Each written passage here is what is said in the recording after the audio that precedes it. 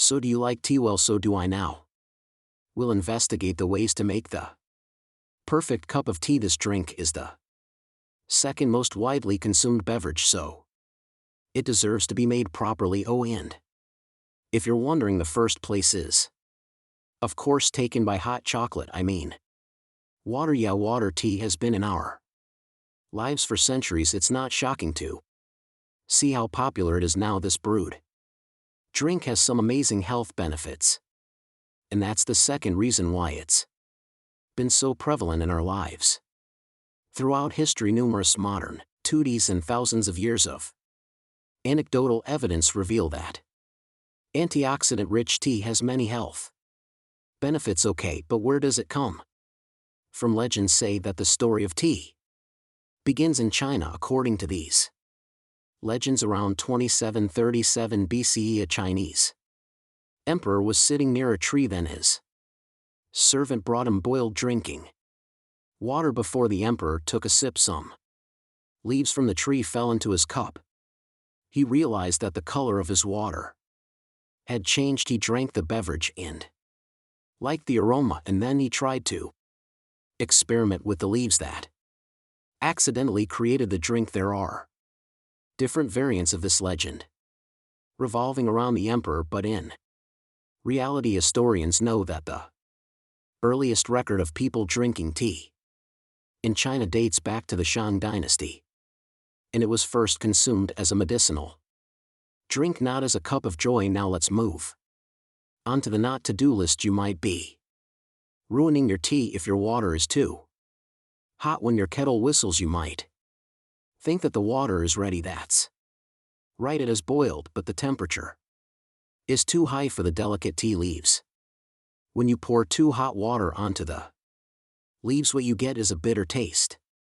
With too hot water, you also say goodbye to the healthy compounds in the leaves, such as catchin. The water should be just under a rolling boil when you start spotting small bubbles in the kettle.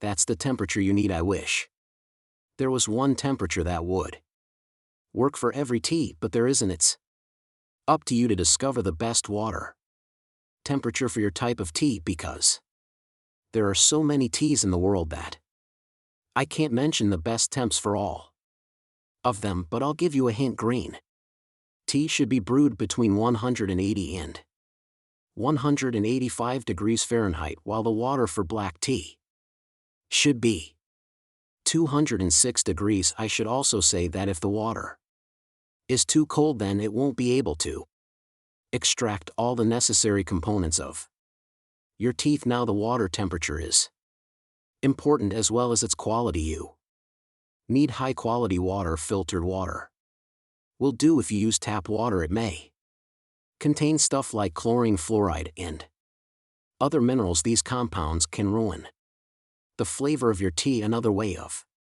getting the best tea lies in the correct steeping method. Now some people leave the tea to steep, and in the meantime start doing something else. In most cases, they end up forgetting about the tea. Come back, come back. This would be the sentence you would hear from your tea if only it could talk. The time needed for steeping depends on the type of leaves. Yet in general, teas should not steep for longer than 5 minutes. For example, green tea needs 3 minutes and black tea needs 3 to 5 minutes. If you wait any longer, you'll get a bitter drink because your tea will release biomolecules called tannins. The duration of steeping depends on the size of the leaves. Too a small leaf needs 1½ to 2 minutes. A medium-sized leaf 2 to 3 minutes, and a whole leaf each 3 to 5 minutes. Too long or not long enough. This is a sensitive issue. The chemicals in your tea are released gradually as soon as the steeping process begins. Let's say you pour some water onto the leaves. The first magical thing that appears is aroma and flavor. Then the healthy chemicals start their work. Caffeine is also released at this stage. Lastly, the heavier tannins come to the stage if you don't steep your tea long enough and intervene with the steeping process. Your Tea may lack some beneficial compounds. Now, what is the difference between using tea bags and loose leaves? Well, tea bags are very convenient, but loose leaves are a better option if you want to get all the benefits of your tea.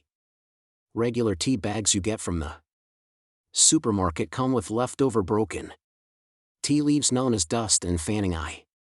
Get you time is precious. If you have to go for standard tea bags, opt for pyramid-shaped ones instead of rectangular ones. Pyramid sachet packs are better for brewing. Flat bags are the least favorable option since they contain bleached paper. Some chemicals from the paper can spoil the aroma of your tea. Now, this one got me to thinking, is it true that we should use the same tea bag twice? This is a myth if the bag contains some high-quality tea. In fact, you can brew such tea for a second or even a third time. The rule is simple.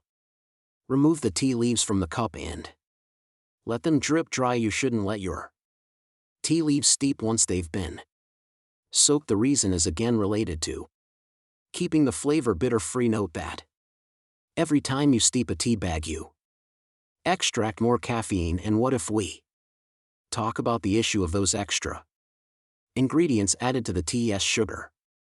Adding honey or sugar to your tea doesn't mean that all the health benefits of this drink disappear, yet you increase the number of calories you get. According to one study, 33% of tea drinkers consume tea with such additives. Now, what's another popular thing people add to their tea besides sugar? Here's a hint. This way of drinking tea is very popular in Great Britain. Yes, it's milk.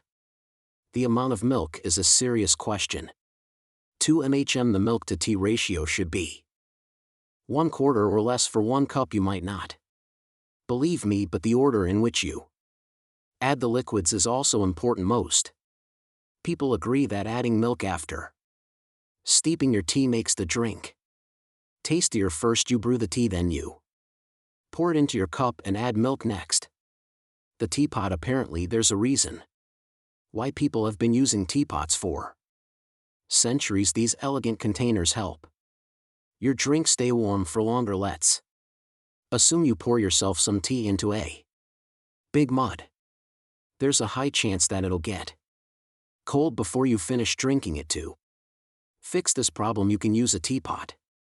This way you can simply pour some tea into your cup and then repeat the process. Once you finish it, it'll have an ideal drinking temperature. Now, every region has different types of teas, brewing equipments, and leaves. For instance, in Turkey, people use tulip-shaped tea glasses when they drink tea. Turkey is the largest consumer of tea.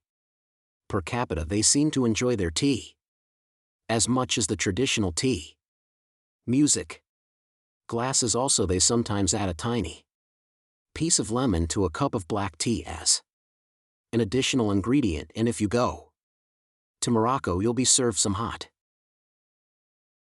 mint tea, also known as turrets, typically poured into tall glasses. If you go to China, the place that introduced this amazing beverage to the whole world, you will see hundreds of different types of tea, from to jasmine. Japan is known for matcha tea and its famous tea houses. If you enter a tea house there, you'll be surprised to learn that matcha is prepared in the same way as it was in the 12th century. What about India? There, the national drink is chai. Now you know how to make your tea taste amazing. So, what type of tea is your favorite? Comment below. That's it for today. So hey, if you pacified your curiosity, then give the video a like and share it with your friends, or if you want more, just click